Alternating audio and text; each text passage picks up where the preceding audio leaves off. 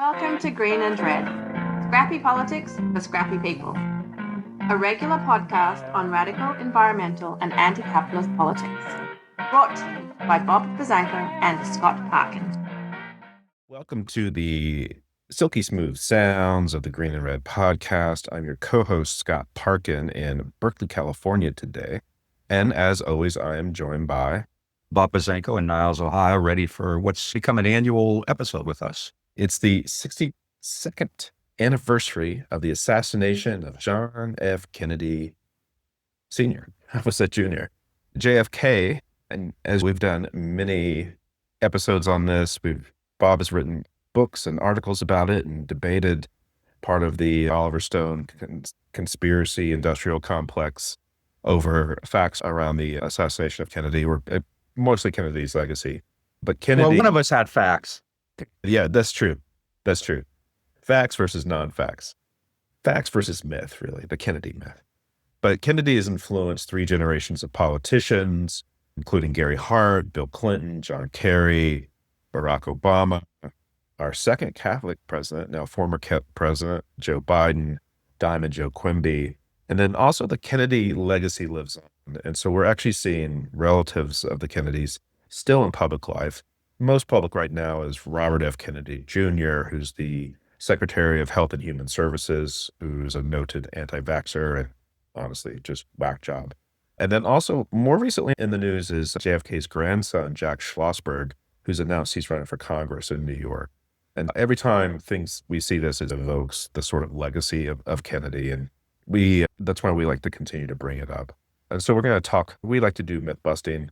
And so we're going to talk about the myth of Camelot, and we're going to talk about Oliver Stone a lot today. So I'm going to pass it off to Bob. Yeah, and we have done a lot on this, and I've done a lot as well. This isn't really, it's about JFK, obviously, but there's a much bigger point here, which is why I get so exercised about it.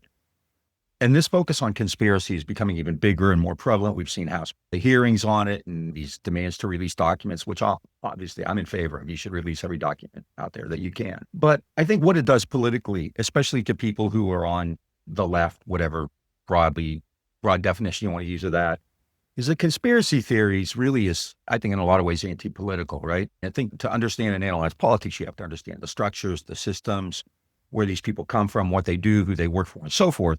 What conspiracy theory does is it essentially posits that there are a handful of good people trying to change things and do things the right way, and they're smacked down by, in this particular case, they would use the phrase, the deep state. And what they're doing is looking for heroes, for these heroic figures, and JFK fit into that for them. And what it does is it ignores the larger system, in this particular context, that JFK grew up in, that he succeeded in, that made it possible for him to become a senator and then become a president. So the idea that Kennedy, and granted, in their narrative, they claim that Kennedy had this massive change of heart. He had a road to Damascus, and even though he may have been like this hardliner in a lot of areas, he switched, he flipped, right?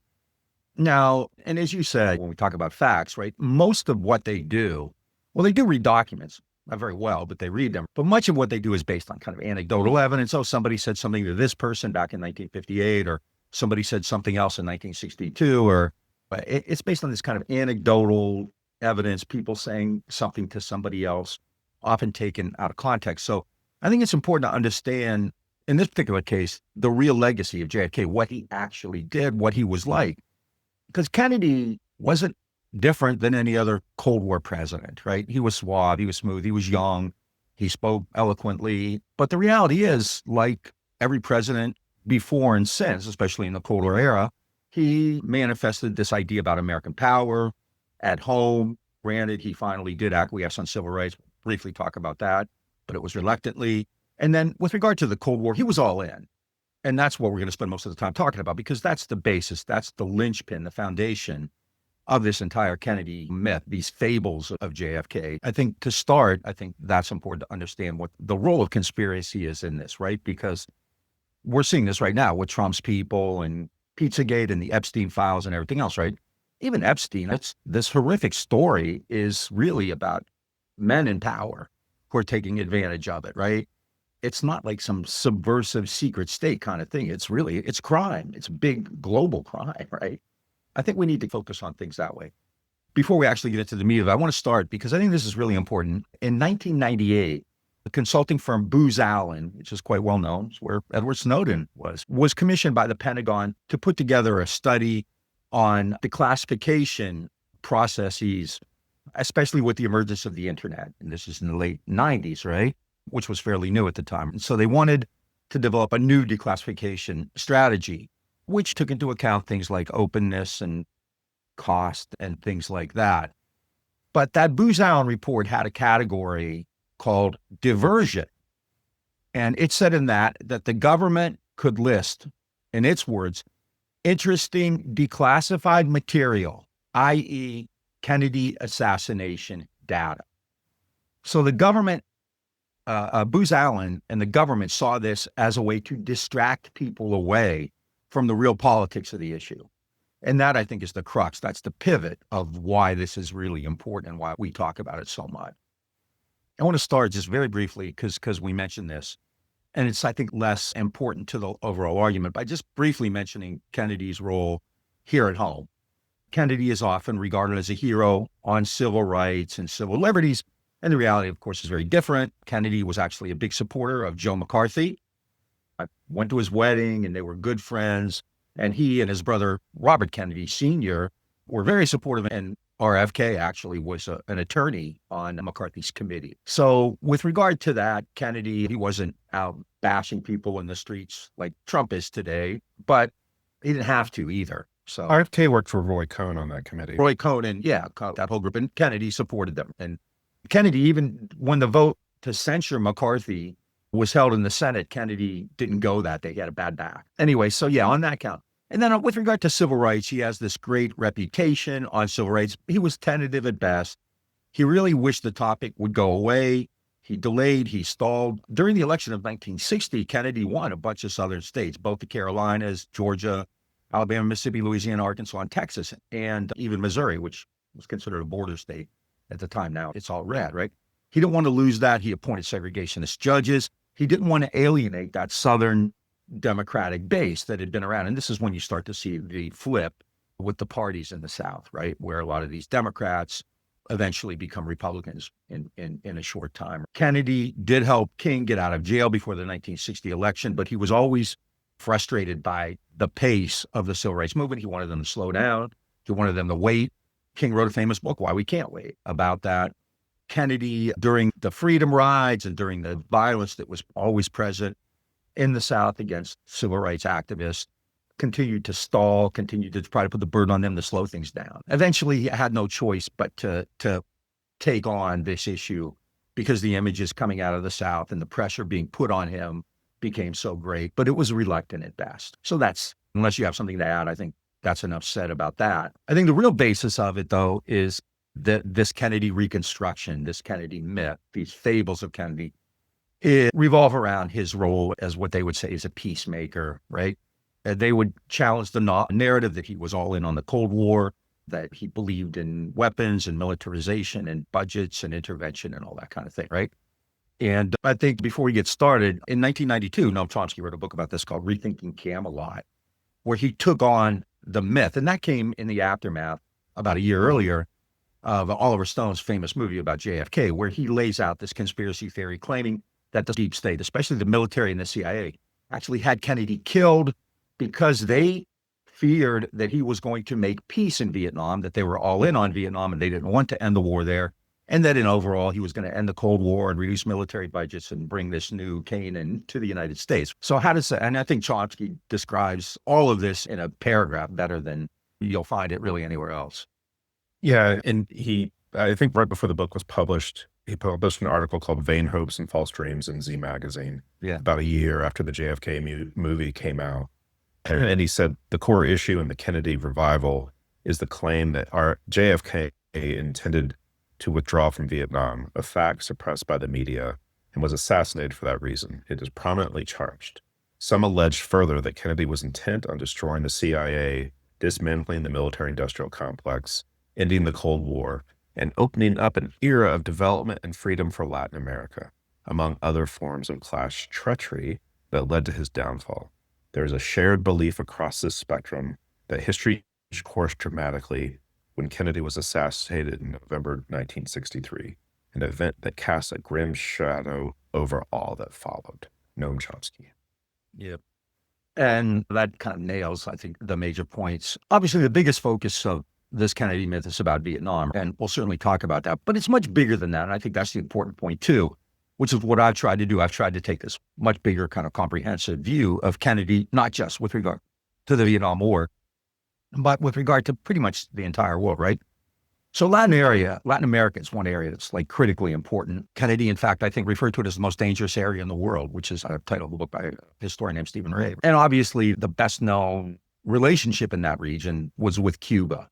I call it relationship mildly. It was actually an attempt to overthrow the government. We're pretty familiar with that. Kennedy came to power, political prominence as a Cold Warrior. He was all in on the Cold War. During the 1960 debates, he attacked Nixon for being soft, Nixon for being soft on Cuba. He essentially said, you allowed Castro to create this beachhead for communism in the Western Hemisphere. Kennedy claimed that Eisenhower and Nixon were soft on the Soviet Union, that they had allowed a missile gap to emerge. And they were right. Kennedy was not lying about that. There was a huge missile gap. The United States had 20,000 nuclear weapons, and the Soviet Union had, I think, 1,600. I've seen different numbers. It's either 800 or 1,600, right? So yeah, there was a huge missile gap in America's favor, overwhelming dominance and overwhelming power. Despite that, Kennedy ran this campaign claiming the United States was weak and it needed to rebuild the military. And as soon as he comes into office, he and his team set around to do that. And Latin America is clearly one of the most important areas at the first, more important than Vietnam. And of course, the showpiece of all that was the famous Bay of Pigs invasion, which took place. Kennedy hadn't even been president for 3 months yet. And it's a disaster, right? These Miami-based terrorists are met at the Bay of Pigs and wiped out and jailed. And it's just a huge negative mark on Kennedy. And at the time, Walt Rostow, who was his national security advisor, wrote a memo about what are we going to do about this? Really, we look bad. And he said, clean-cut success in Vietnam would be able to overcome this really bad start they've gotten with regard to the disaster at the Bay of Pigs. So it's an important part, right? Rather than go into a lot of that, the basis of the kind of Stone and De Eugenio and Good and Pinto and Flounder argument is that the Cuban Missile Crisis scared Kennedy so much that he flipped at that point. That was the genesis of his, we'll call it the road to Damascus. In 22, for the 60th anniversary of the Cuban Missile Crisis, we did a great show on that. And everything is based on documents. I think that's important too. When we talk about this stuff, I have looked at the documents. I actually was a professor and historian for a long time. I looked at pretty much everything that was available. So this is all based on Kennedy's actions, Kennedy's deeds, Kennedy's words, along with those of his diplomatic and military officials, right? During the Cuban Missile Crisis, Kennedy gets acclaim as a hero, right? Kennedy brought the world to the brink of nuclear war. And again, I don't want to go into all the details. Check it out. We did a show on it. I have an article on it. We'll put all that in the show notes, right? And then in the aftermath of that, Kennedy actually continued to put pressure on Cuba and perhaps even ratchet up in some ways. And this comes from the documents from the archives. In December of 1962, just 6 weeks after the missile crisis, Kennedy ended the year in Miami. The last trip he made in 1962 was in Miami. And what's in Miami? Cubans, right? He spoke to the right-wing Cuban resistance. The right-wing Cuban, right? He paid public tribute to the Cuban Invasion Brigade and claimed that Cuba would be made free. And part of that was that Kennedy had also developed the Alliance for Progress, which was going to be soft power, right? A way to go into Latin America and use American economic and what they would call humanitarian strength to subvert the left. In April of 1963, Kennedy continued at White House meetings to insist that he wanted to remove Castro. He always said it had to be a Miami Cuban effort, which is not a sign of weakness or a sign of pacifism at all. Of course, you have to do that, right? And he wondered, this is Kennedy, in 1963, he wondered whether active sabotage was good unless it was a type that only could come from within Cuba.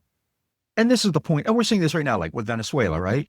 Trump is contemplating an actual American invasion, right? And they've tried this other way before. They've tried subversion with Guaido, with Machado. They've apparently made overtures to people in Maduro's circle to sell them out and things like that, right?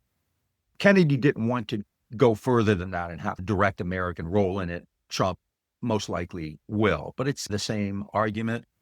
Even after the missile crisis, Kennedy continued this campaign against Castro with harassment, sabotage, economic damage, and many assassination attempts, which we know because of the Church Committee. And we talked to James Risen, who wrote a book on Frank Church a couple years ago. In fact, I can't remember the precise date now, but Kennedy even authorized the subversives inside Cuba to blow up a factory, an industrial factory inside, I believe it was in Havana, which killed many hundreds of people. So with regard to Cuba, that kind of aggression continued. And you see it throughout Latin America. I mentioned the Alliance for Progress. You also have the development of these military programs, military training programs, where a lot of military officers from Latin America trained at American bases and went back and became right-wing logs in the region, right? Kennedy in Brazil helped foster a coup to overthrow the democratic elected João Goulart, who was more of a reformist, liberal reformist at best, right? And Kennedy really played into the communist hysteria. Like I said, he's all in on the Cold War. He believed that you had to sell this, right? And so people like Goulart are caught in the crosshairs. Kennedy helped overthrow that, helped engineer the ouster of Chetty Jagan in Guyana. Jagan was a socialist of some stripe, right? And even outside of Cuba, in places like Iraq, where he helped overthrow Karim Qasim, who had overthrown a despotic regime there. Kennedy, in fact, supported the ouster of Karim Qasim by assisting and funding, to some degree, a group led by the Ba'ath Party in Iraq, which included at that time, minor functionary named Saddam Hussein. So this is Kennedy's legacy. It should be noted that the Jakarta method also happened before what happens in 1965 in Indonesia. It happens in places like Iraq, which is... I'm not gonna, I mean, it's a well-regarded book, but again, it's not as original as I think they would make it out to be. You see those kinds of interventions pretty frequently. The main document of that, here's the last thing I'll say, because these people, and I'll get to it in a minute, the conspiracy, we call it the conspiracy industrial complex. They left to invoke like National Security Action Memorandum 263, and I'll get to that in a minute. It's really the only one they ever talk about. NSAMs are important. They come out, there's a lot of them, right? And so NSAM 134 was actually adopted in early 1962, which was about Latin America, right? The Southern Hemisphere. And in it is full of these typical condemnations of communism and the left, attacking them. It provides a laundry list of areas where U.S. governments face what they called critical problems in internal security. Internal security becomes a big buzzword with Kennedy, right? Subversion. And in this document, Kennedy's people talk about the areas where the United States might have to get involved, right? Colombia, Bolivia, Peru, Ecuador, Venezuela, Brazil, Argentina, and so on. They didn't even mention Cuba because that was so obvious, right? And we know a great deal about that. So with regard to that, to this particular area, then Kennedy is a typical American. He actually ratchets up pressure, right? As much as Eisenhower did, as much as any American before that did, right? The Monroe Doctrine never went away, but Kennedy fully believed in the exercise of American power, right? And so that's, I think, really critical. JFK did not shift course after the missile crisis. In 1962, again, after the missile crisis, Kennedy said the problem of Cuba and security transcends nuclear arms and purely military operations. Every communist is dangerous. Cuba directly affects all the small nearby countries. These countries must develop socially and economically to offset Marxist propaganda. Communism will no longer be a menace if countries are ruled democratically and if assistance under the Alliance for Progress is forthcoming. This is a more fancy formulation of Kennedy's famous, the threat of a good example idea, right? That if these countries are able to emerge on their own in a different system, then it's going to be a model for the rest of that region and then ultimately for the third world. Kennedy grew up, we spoke last week to Clinton Fernandez about Indonesia, right? Kennedy grew up in what I often call the Bandung area, where the third world, the non-aligned movement, was starting to emerge and consolidate. And that really terrified the United States. The Cold War in Europe, we just did a show on that, the 80th anniversary of the Cold War. Cold War in Europe was pretty stabilized and settled fairly early on, right? After the Berlin airlift, actually I misspoke last time on the dates of the Berlin airlift. It was 48 and 49. But after that, it was fairly clear the Soviet Union isn't going to take over any new territories in Europe. The Cold War then emerges and shifts to and emerges in a much larger way in the third world, in China, in Korea, and all of these other places, right? There's no evidence of Kennedy having a change of mind or anything like that. And I think that's really critical and important to understand, right? So that's important. I think with regard to the Soviet Union, again, I'll be very brief here because I think Vietnam is really the most important element in this, right? With regard to the Soviet Union, same thing. Kennedy increased military budgets when he came to office. He again stood up, that he gets like this valorous, I stood up to the Soviet Union and Cuba. It was actually reckless. Kennedy built new weapon systems. People give him credit for the nuclear test ban treaty. But even that was done based on the idea that the United States already had overwhelming power. Kennedy in the debates may have said there's a missile gap and we're at risk. But in reality, he knew that. The military signed off on all of these agreements with the Soviet Union, right, too.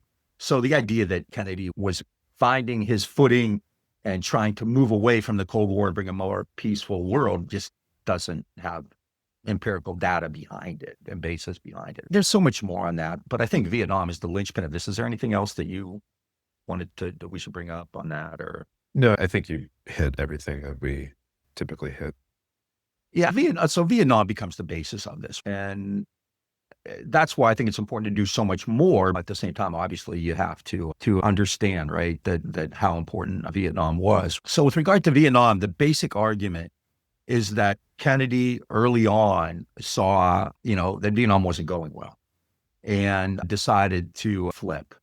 And by the middle of 1963, thought that it was an unwinnable war. He started to withdraw troops and he was going to get all the way out. And this is based on anecdotes. And the biggest kind of consideration of this is obviously in rethinking Camelot, but the documents are out there, right? So I think that taking on this Kennedy conspiracy idea is really important. And I've done that. I may plug myself. I wrote actually wrote this in the aftermath of the Oliver Stone movie. It wasn't in any way an inspiration for it or anything like that. I was doing the work long before that. But I think it's also important because it takes that on, right? So the basic idea is that Kennedy saw that Vietnam was a mistake. He wanted to get out. He was planning on getting out. But then these dark forces in the government, the deep state, which included the military, the Joint Chiefs of Staff, the CIA, and others, were appalled by that, wanted to maintain the war, both against the Vietnamese and against Cuba. And therefore, this cabal emerged to have Kennedy assassinated. It's based on all kinds of inferences and deductions and things like that. Nothing direct, right? And obviously, you're not going to find a document that says, let's kill JFK because we don't like what he's doing. But the reality is they base it on all these kind of really bizarre connections, which, as you can see, anybody can make, right?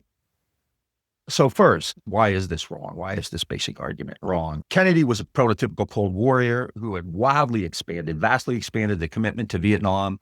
He had sent in more advisors when Kennedy took over in January of 1961. And remember, his inaugural address was what?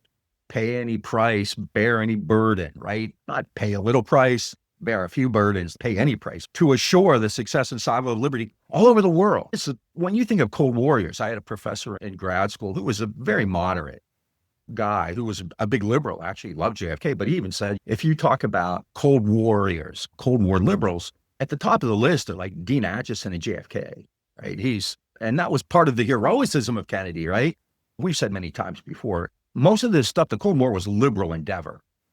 And most everybody went along, but most of the critique of the Cold War and the national security state actually did come from the old isolationist right. People like Taft, right? Or I'd be like, I hesitate to say Rand Paul today. What Paul's saying about Venezuela would be an Closest comparison we have right now. Yeah, today. His father, I think, was far more like that Ron Paul, who actually was really pretty anti-interventionist on stuff like that. But Kennedy made this commitment to Vietnam with more troops. He sent in armor. He sent in helicopters. He began to send Agent Orange, dioxin, began using napalm, and really made Vietnam a priority where it hadn't really been before.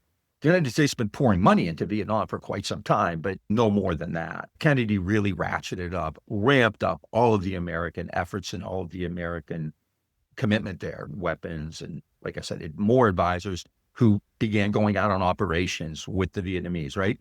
Now, what the Stone people like to talk about with that regard is NSAM 263, which said that, hey, maybe we can get out of Vietnam and we can start withdrawing troops. And they did. I forget the number now, but they did withdraw troops shortly before November of 1963. They did that because if you read the documents in that era, they thought things were going well, especially in 1962, when the enemy, the Viet Cong, began to suffer a lot of setback because of this introduction of American firepower. So initially, Kennedy's policies in Vietnam were working. But then by early 1963, the famous battle at Ap Bac, where the famous John Paul Van was there, right? Things began to turn. But still, the overriding idea is that we're okay on this. It's also important to understand the United States subverted efforts to end the war before that. And we'll get to that in a minute with regard to the coup, right? So a second point, let's just say that's the first one that Kennedy actually increased the American role in Vietnam.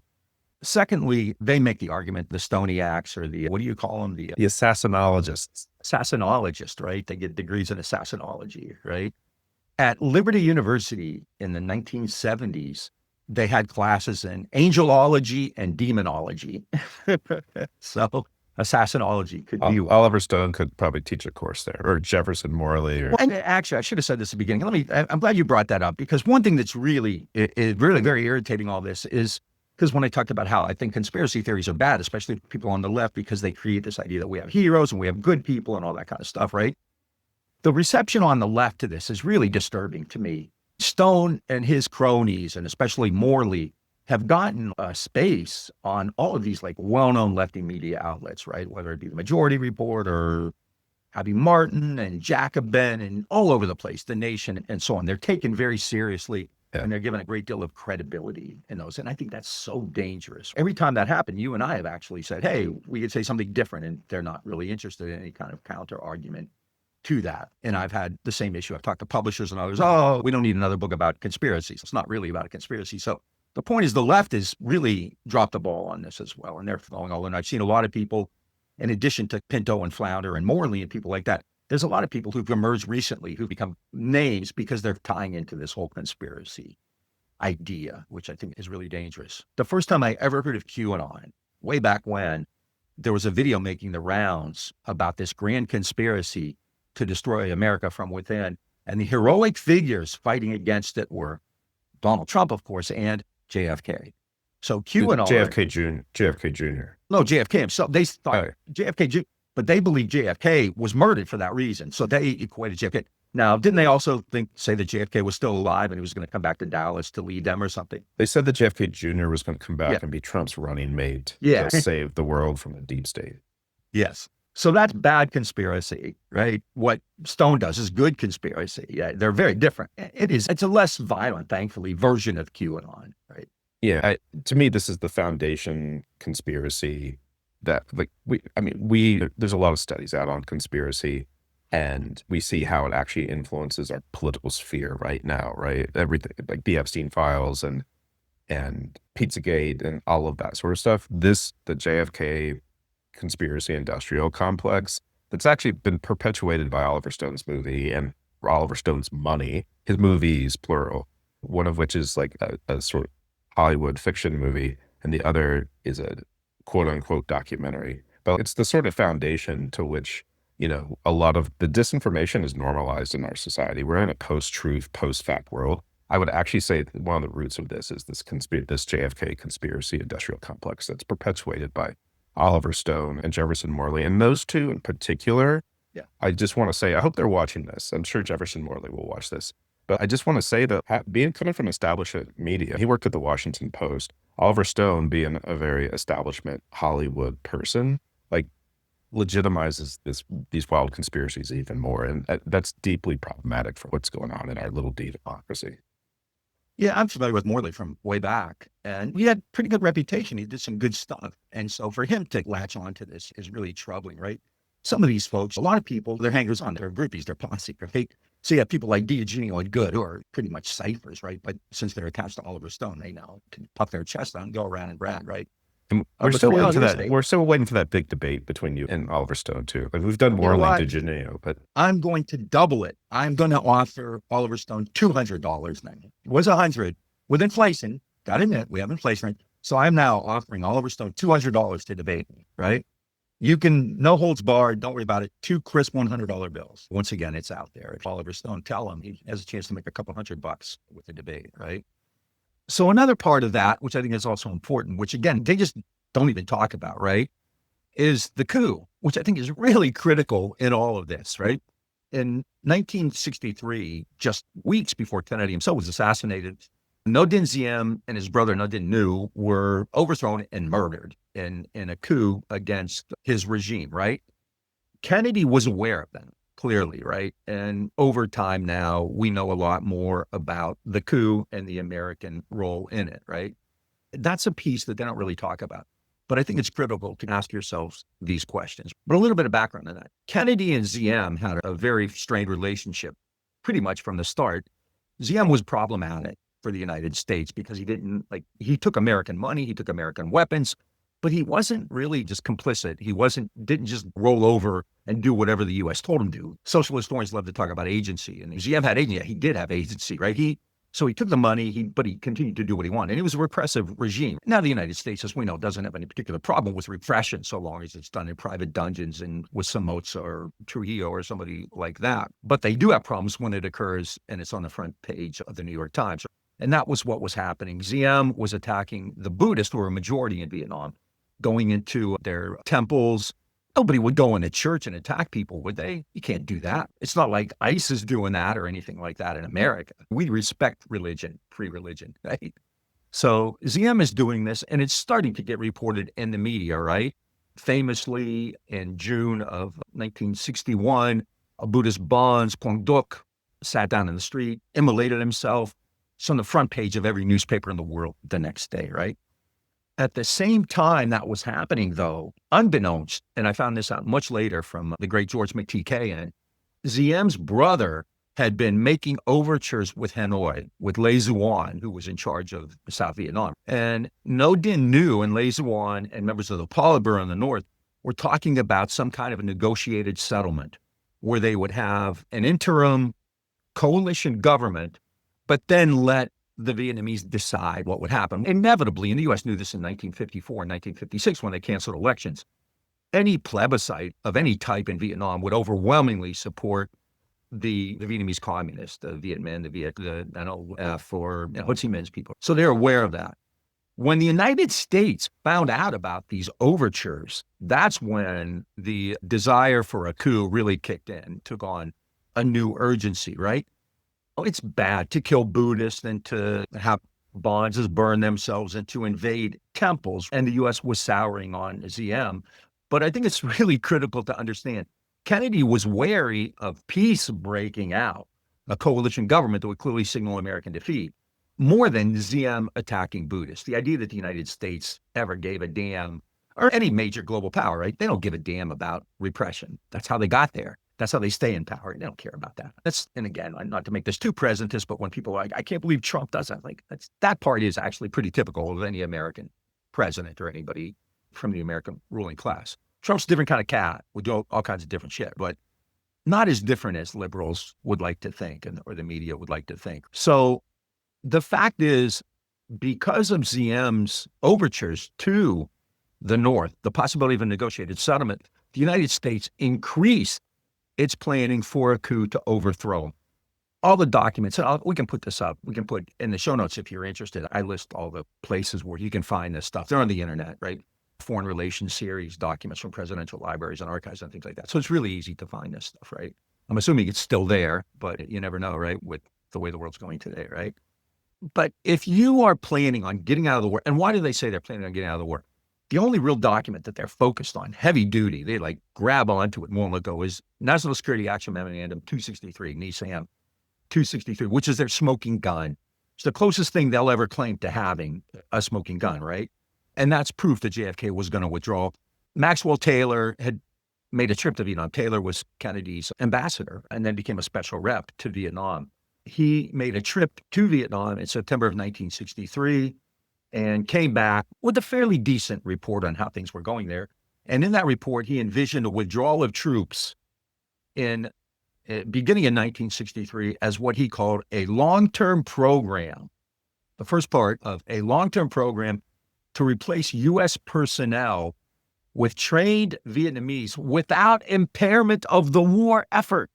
That's their smoking gun. We're going to start withdrawing troops. It's the first step in a long-term program to replace American personnel with trained Vietnamese without impairment of the war effort. Does that sound like somebody who's ready to get out of the war? This is their smoking gun as well. The U.S. did withdraw 1,000 troops, right? But there was no idea given to getting out of the war. And if there was, why overthrow the government that you've supported with billions of dollars in weapons and diplomatic recognition and everything else, right? If you want to get out, you don't create even more chaos in Saigon at the time, right? And that clearly what happened. It's also important to understand, vitally important to understand, this coup was the result of the Vietnamese themselves despising the Diem regime, the no regime. Military generals in Vietnam were the ones who overthrew his own people. This wasn't some outside force or anything like that. And Kennedy knew that. And Kennedy was in contact. They were in communication. These generals, people like Nguyen Khan and Big Min and others, Dong Nguyen and others. So the coup, if it's a smoking gun about anything, it's a smoking gun that Kennedy was all in on Vietnam. So that's really important. In addition to that, a third point, and I'm obviously not spending a lot of time on these, a third point, which I think is really important, is that in the immediate period before the coup against the Nios and Kennedy's own assassination, he spoke about Vietnam quite a bit publicly. And it's ironic because in Oliver Stone's movie, he actually uses these interviews to suggest that it's evidence that Kennedy was going to get out. I don't think he watched the full interview, right? It's cherry-picked, it's selective, and it's really irresponsible. And these guys are not professional historians, and don't want to get caught up in credentialism and all that kind of stuff. But the reality is there's a way to do history like anything else. You don't just do it. You actually have to look at documents and read things and look at countervailing evidence and find everything you can and then put it through the ringer and figure out what the context was and everything else. You don't just say, oh, kind of whatever. That's important too. And I'm not boasting or anything like that, but that's how people are trained when you do this. And Eugenio and Good and these folks don't know how to do that. They frankly just don't know how to do that kind of research there. Or they're really bad at it if they do know how. Or they're deliberately cherry-picking evidence, which I do believe they're doing, right? That's my opinion on this. But right before the coup attempt in Kennedy's own assassination, he had interviews with Walter Cronkite and Chet Huntley on national TV, where the issue of Vietnam came up in both cases. And Kennedy said, I do not agree with those who say that we should withdraw. That would be a great mistake. I know people don't like to see Americans to be engaged in this kind of effort, but it is a very important struggle, even though it's far away. That was with Walter Cronkite a week later, talking with Chet Huntley. He said that again, acknowledged that Americans could get anxious or impatient about Vietnam. But then he said, the kind of money quote, right? Withdrawal only makes it easy for the communists. I think we should stay. Stone didn't include those remarks. In Kennedy's final speech at Fort Worth, he said, without the United States, South Vietnam would collapse overnight. He was supposed to give an address the next day at the Dallas Trade Mart. Obviously, he was assassinated on the 22nd, right? But the speech was already prepared, right? It's incredibly bellicose. It's unwavering.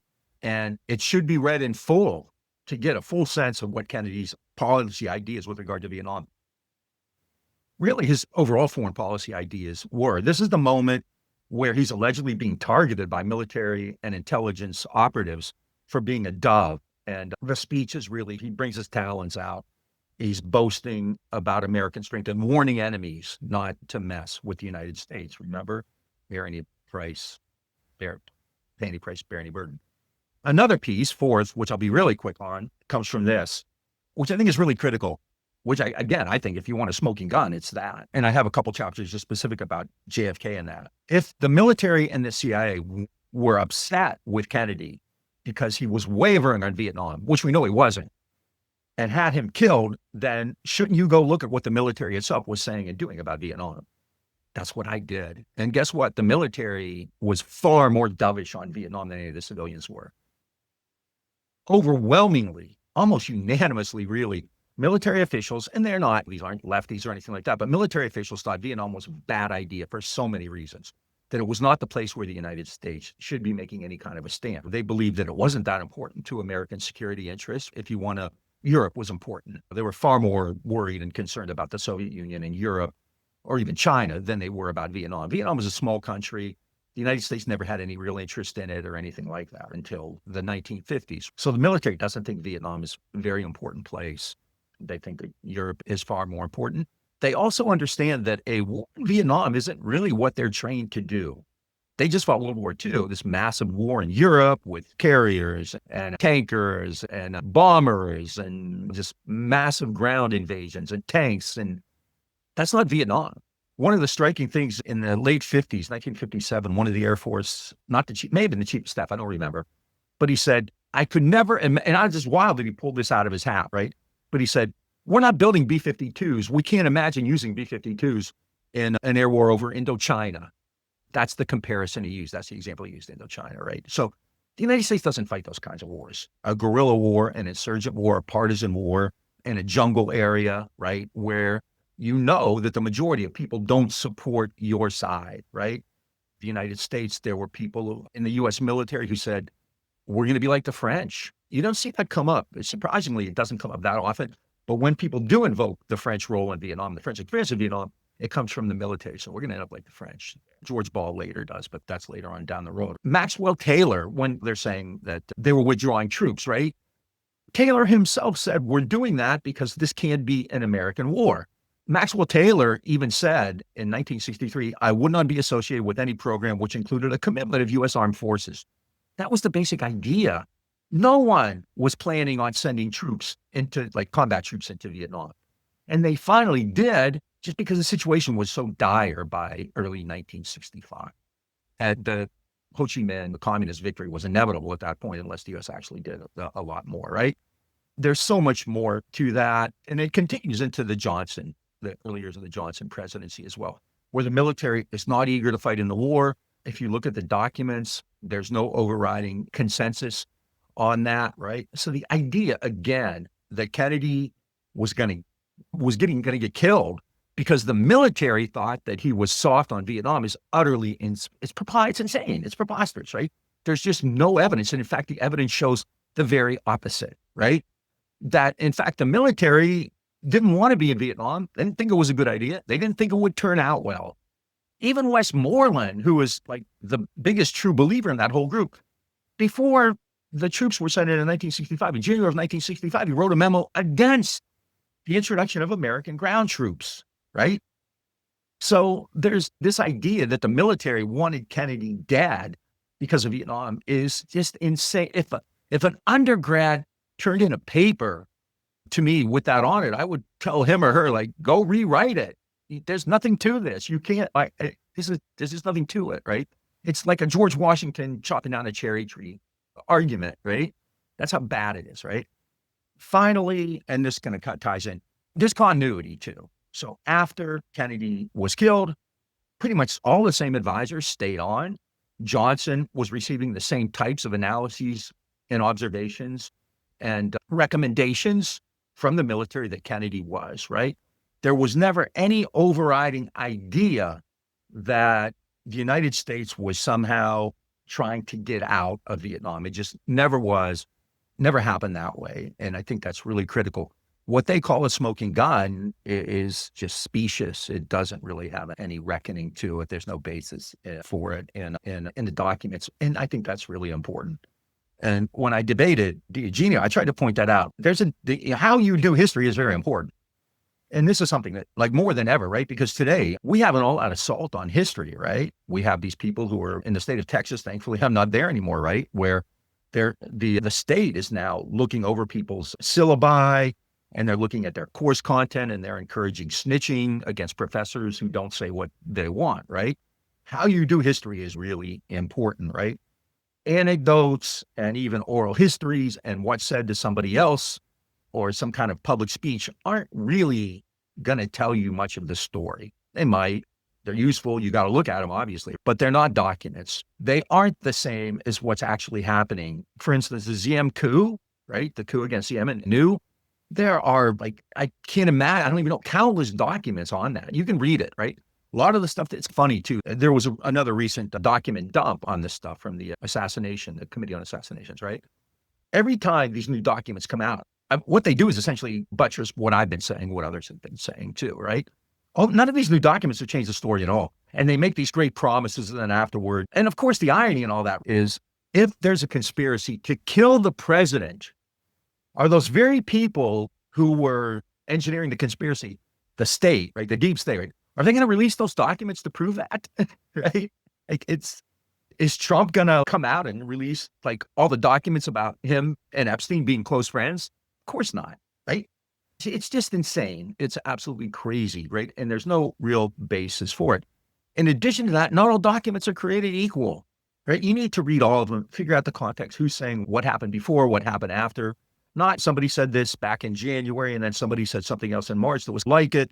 And then in June, somebody said something. So we're going to lump them all together. And that proves our point. That's not the way it works at all. 62 years later, this stuff is still alive. And in fact, I think it's being reinvigorated by people like RFK, right?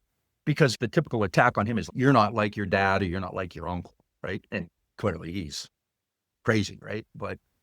And the fact is, like, dad and uncle aren't that myth you've created either. And I think that's really important to understand. And one thing I always say, indelicately and elegantly, is killing a president isn't a small thing. It's a big fucking deal. And if you're going to kill a guy, you need to have a good reason to do it, right? Is Operation Northwoods an adequate reason to kill a president? Is NSAM 263 an adequate reason to kill a president? That's preposterous, right? It doesn't make sense. And I think that's really important to understand. A lot of the Stone argument is based on the actual events in Dallas in November of 1963. What's striking, and you turned me on to this, was that in the movie, Stone has the character X, who was, I think, based on Fletcher Prouty. That was Donald Sutherland, right, in the movie? Yeah, played by Donald Sutherland. Yeah, and Sutherland is talking to Kevin Costner's character, and he said, this isn't about the scene, all the events where the shooter was, the grassy knoll, Dealey Plaza. But he called it scenery and a parlor game. And he said, the real question is why? Why? Why? And it's one that they can't answer in any kind of meaningful way, in any kind of factual way or legitimate way. So they've contrived this large idea that the deep state was upset at Kennedy because he was too soft, he was too dovish, and they had him killed as a result of that. And it's utterly preposterous and it's dangerous. It's dangerous, as you pointed out. If you're going to have a functioning democracy, you can't base it on conspiracy theories and you can't base it on this search for heroes, right? We need heroes. Everybody's doing this, right? The left is doing it with Bernie Sanders and they've done it with AOC and they're doing it with Mamdani. And these people, like some of them are doing admirable things, right? The right idolizes and heroicizes Trump, which is utterly insanity and it's scary, right? But the fact of the matter is this is a structural systemic thing, right? If you're going to idolize Trump or attack him as uniquely evil, then you really need to understand what's going on before that.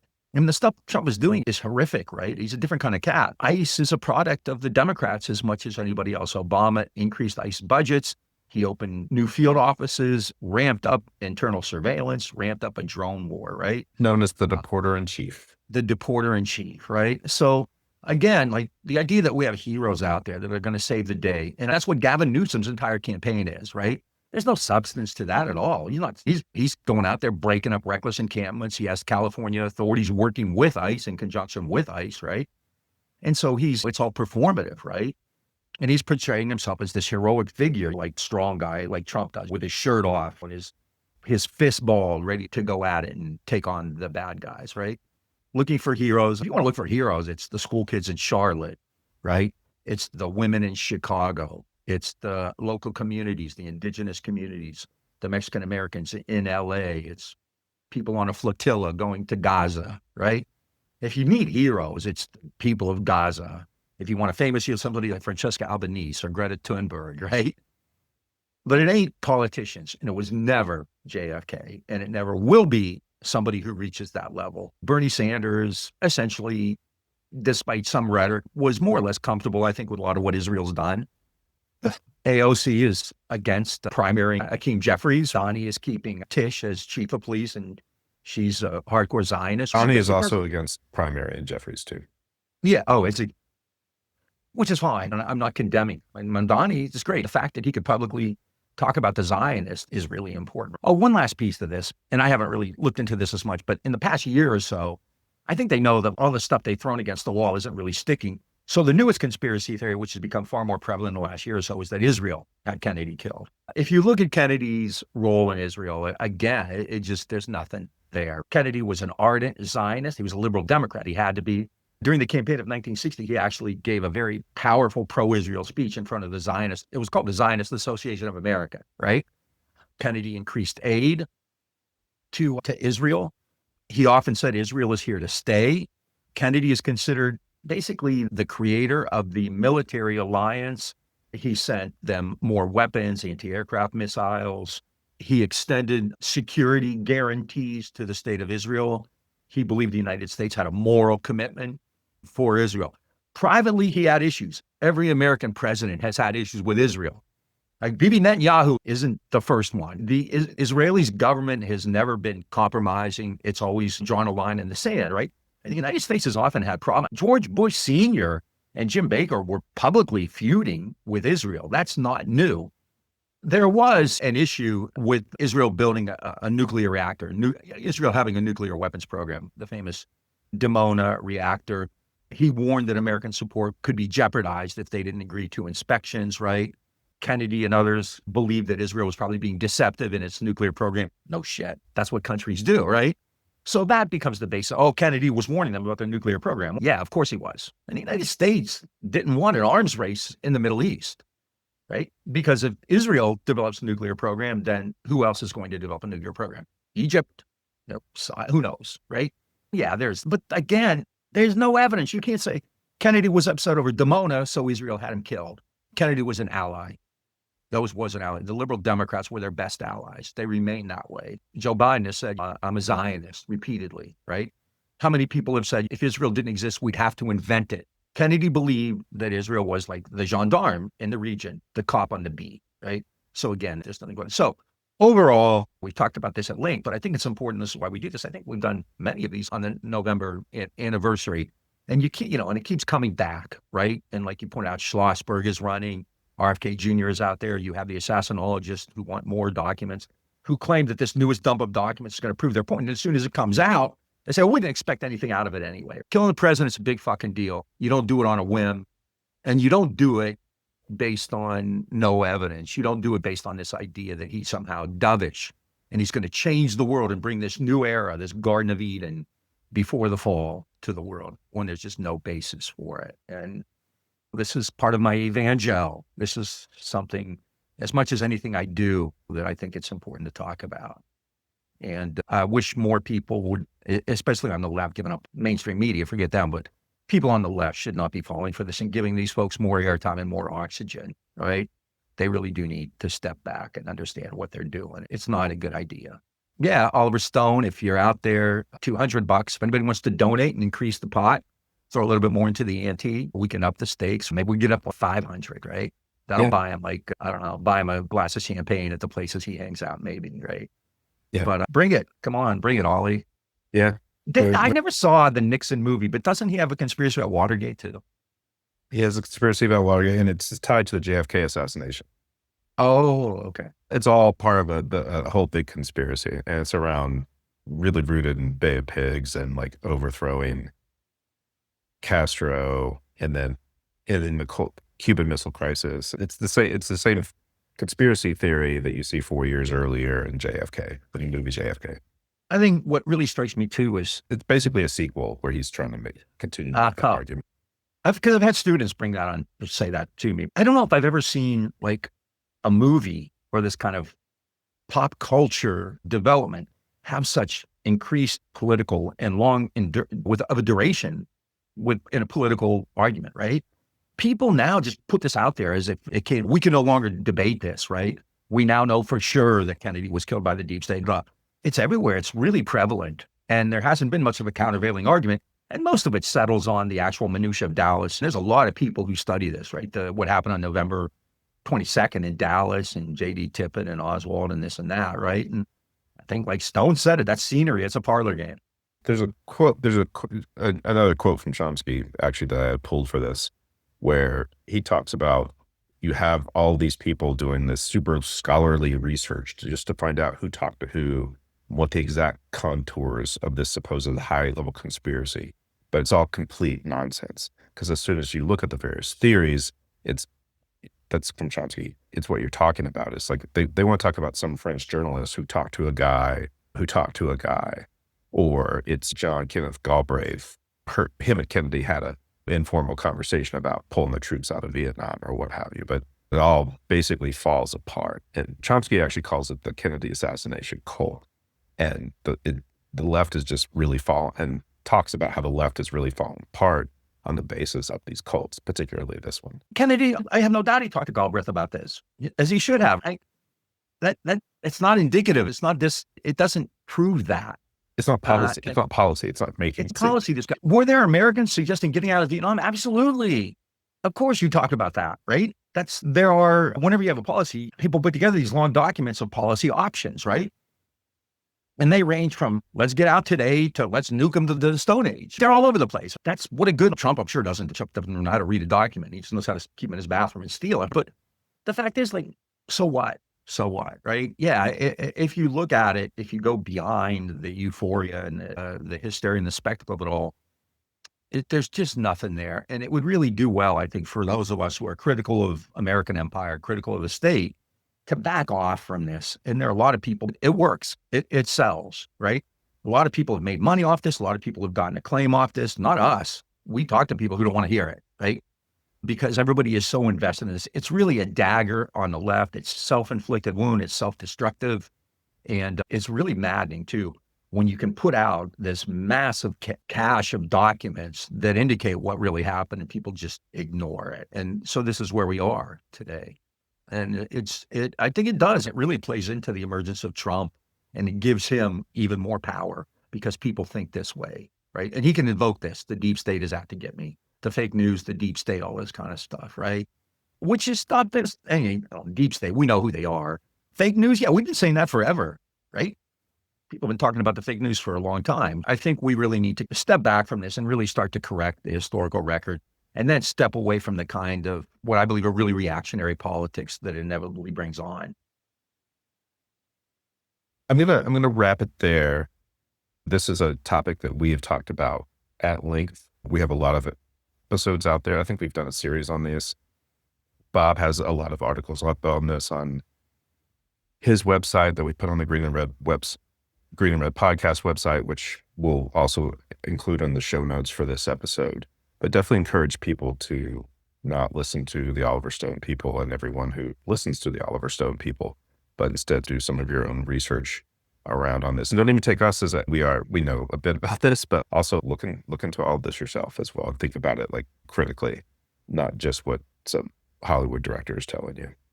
And if you really like us, go to greenredpodcast.org and hit that support button, or become a patron at patreon.com/greenredpodcast.